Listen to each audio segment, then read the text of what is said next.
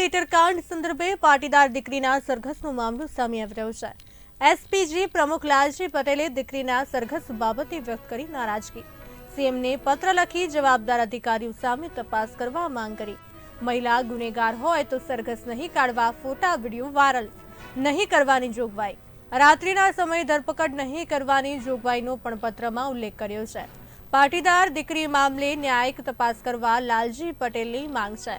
રાજકીય આંતરિક ડખાનો ભોગ દીકરી બની લાલજી પટેલનું કહેવું છે।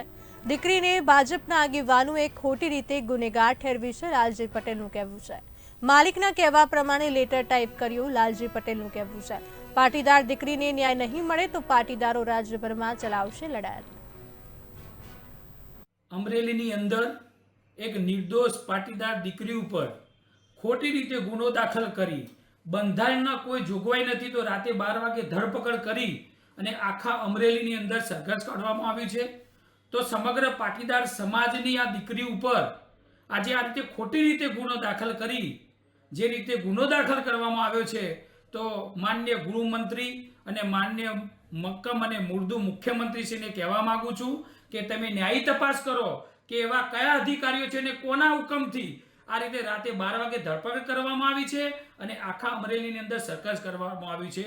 તો માનનીય મુખ્યમંત્રી અને ગૃહમંત્રીને કહેવા માંગુ છું કે આ ઘટનાને એસપીજી વખોડે છે અને આવનારા સમયની અંદર જો આ દીકરીને ન્યાય નહીં મળે તો સમગ્ર ગુજરાતની અંદર અમે ન્યાય માટે લડીશું। તો વહેલામાં વહેલી તકે મુખ્યમંત્રી અને ગૃહમંત્રીશ્રી આમાં ન્યાય મળે અને પાટીદાર દીકરી નિર્દોષ જાહેર થાય અને સ્વાભિમાન રીતે એને નિર્દોષ જાહેર કરવામાં આવે એવી મારે તમને વિનંતી છે।